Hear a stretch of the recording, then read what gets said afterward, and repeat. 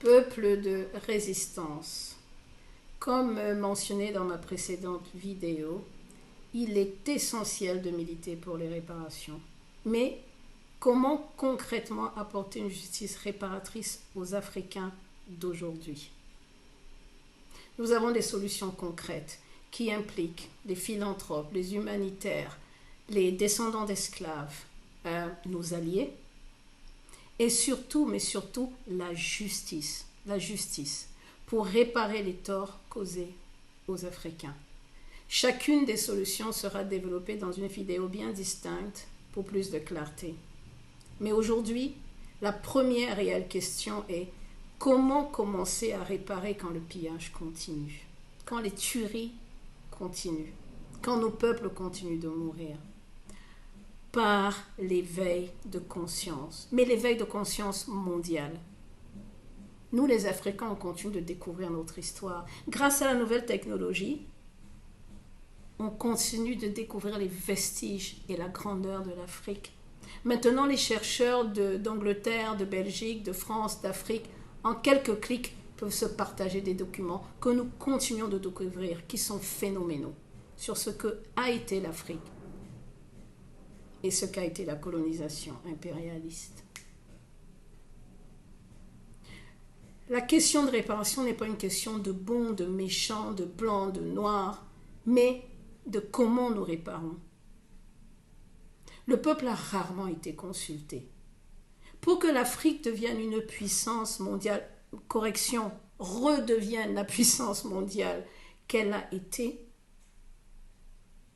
si elle n'avait pas croisé les impérialistes sur son chemin, elle doit choisir entre deux solutions. Couper les ponts complètement avec les puissances coloniales pour les obliger à s'asseoir au banc de touche et à négocier, ou alors coopérer avec elles dans un monde global.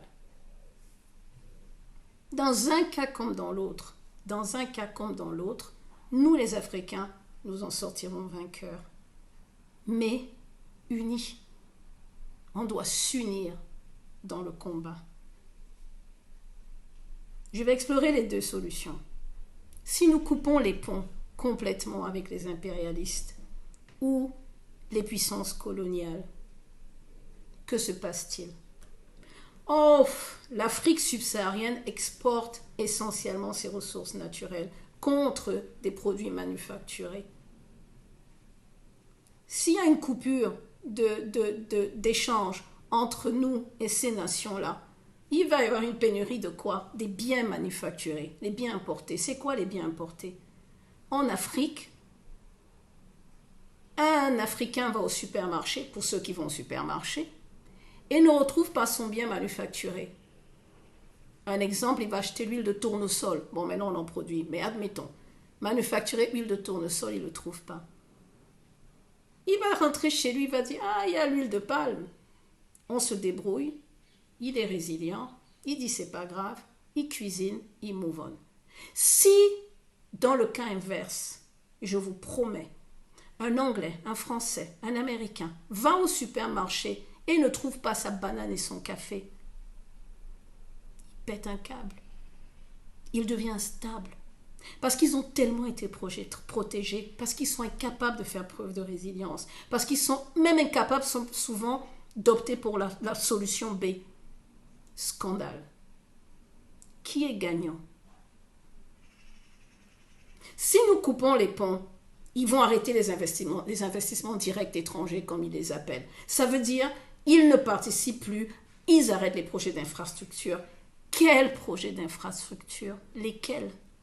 Les projets d'infrastructure qu'on a en Afrique sont soit commencés, soit inachevés, soit pillés, soit disparus. Les seuls qui ont des projets d'infrastructure sont ceux qui sont surendettés et qui nous trahissent pour la plupart du temps.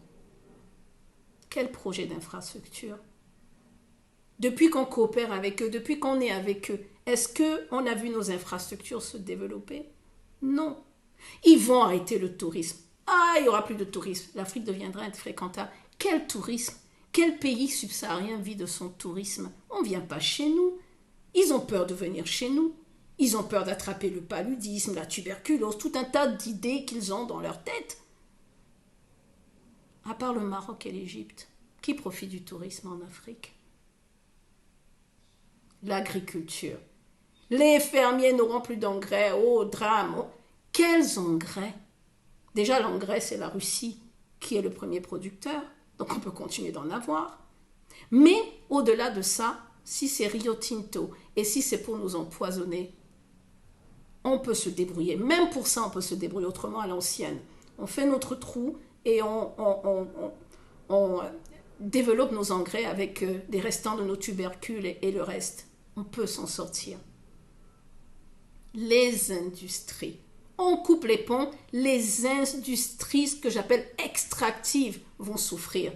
Ce n'est pas une bonne chose. Ces industries-là qui exproprient les gens, qui créent des morts au Congo, qui ont signé des contrats avec des dirigeants non panafricains pour lesquels nous ne profitons pas. Si ça s'arrête, c'est peut-être une bonne chose. Et qu'est-ce qu'ils vont nous faire qui savent faire le mieux? La géopolitique. Oh là là, les accords internationaux seraient suspendus. Lesquels des accords internationaux? Ils ne respectent pas les accords internationaux qu'ils ont eus eux-mêmes, entre eux.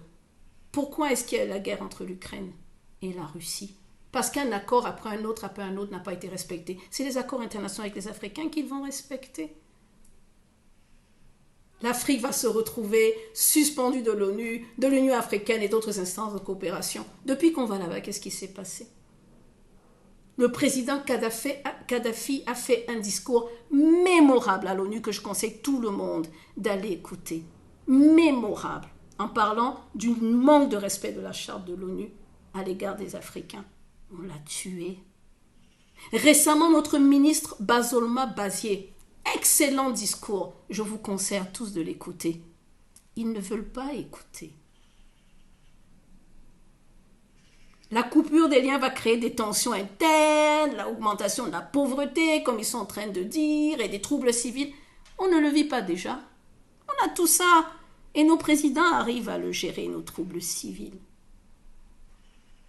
Et le pire, c'est qu'ils vont arrêter les projets environnementaux. Mais lesquels? Ils viennent nous apprendre à nous comment protéger nos écosystèmes quand ils sont les plus grands pollueurs de la planète. Une coupure va être déstabilisante, je suis d'accord, pour les deux parties, mais plus pour eux que pour nous. Alors moi, c'est une solution que je n'exclus pas. On coupe tous les ponts, on s'assoit sur nos chaises de raffia, on pose nos trucs de palme, on boit, on attend. Qu'ils soient là, qu'ils ne soient pas là, les résultats sont les mêmes pour les pays africains sur des décennies. Mais au moins, on va faire quelque chose de formidable, on va inverser la loi de l'offre et de la demande. Ils viennent demander et nous on offre. C'est nous qui décidons. Soit on dit oui, soit on dit non. Hein. C'est à nous, ce sont nos biens.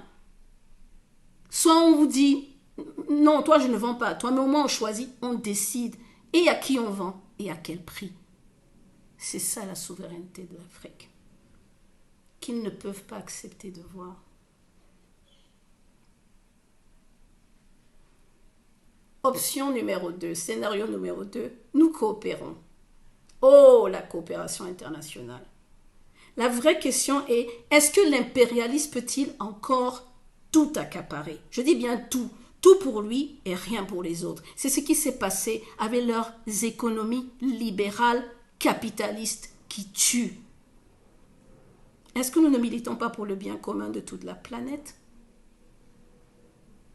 Les impérialistes ou ces sociétés-là continuent de regarder les Africains de haut pendant qu'ils tuent leurs propres voisins, souvent par écocentrisme, pour montrer qu'ils sont les plus forts ou juste pour tester leurs armes ou pour un petit bout de territoire. Pourquoi? Pourquoi toutes ces guerres? Et nous devons coopérer avec eux, ceux-là même en qui on a perdu confiance. Mais bon, l'Africain est résilient, on est bon, on est généreux. On va coopérer. Très bien. Ils ont besoin de nos ressources pour se maintenir. Sans nos ressources, vous le savez, on ne va pas le redire suffisamment, sans le cobalt, sans l'uranium, ils sont en difficulté. La jeunesse africaine l'a compris. C'est ça être souverain. Nous devons regagner notre souveraineté. Et donc j'ai envie de dire aux Occidentaux, laissez les Africains reprendre en main leur destin. et être souverain.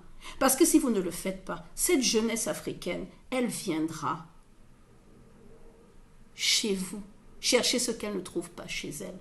Mais ce ne sera pas avec 2, 3 pirogues qui s'échouent sur les côtes italiennes, je l'ai déjà dit. Ce sera avec des Titanic que les Africains auront construits. Les frontières passoires que vous avez, rien ne peut arrêter un humain qui va chercher une vie meilleure ailleurs. Rien. Surtout si on est en nombre. Et vous le savez, et les Occidentaux le savent. Nous devons donc coopérer. C'est l'intérêt. L'Occident a un intérêt énorme à coopérer avec nous.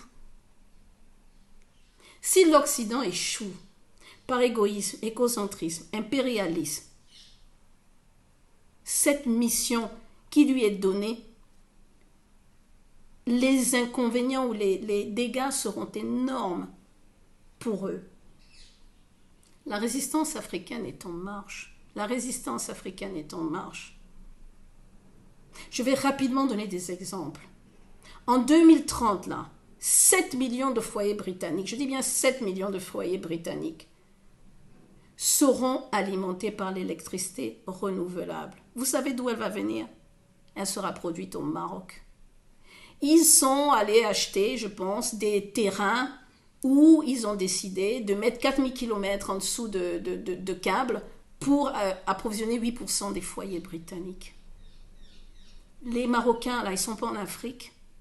Les Marocains ne sont pas nos cousins.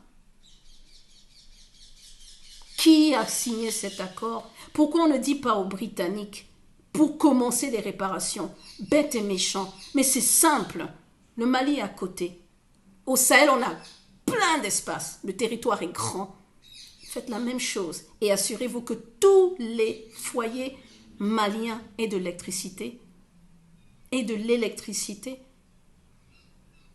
Ça même, c'est un projet néocolonialiste qu'il faut dénoncer. Parce que qu'est-ce qui va se passer? Ils vont non seulement piller, ils vont exproprier les gens qui sont sur ces terrains. Qui a négocié ce contrat sans penser à son frère africain?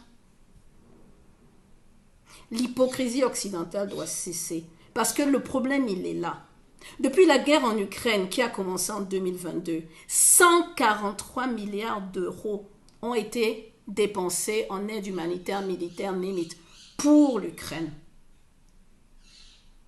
Et si je ne me trompe pas, c'est qu'ils n'étaient même pas membres de l'OTAN quand la guerre a commencé. Mais on a volé à leur secours. Et nous alors? Et la menace africaine, elle sera reconnue quand? Peuple d'Afrique, unissons-nous pour inverser la loi de l'offre et de la demande. Exigeons justice pour nos peuples et nos dirigeants panafricains. Apprenons du passé. Unis, nous vaincrons. Unis, nous vaincrons. Donc la réelle réparation première, c'est d'éveiller les consciences africaines et étrangères. Dans une prochaine vidéo, je parlerai de l'annulation de la dette africaine. Encore une autre aberration néocoloniale. Merci.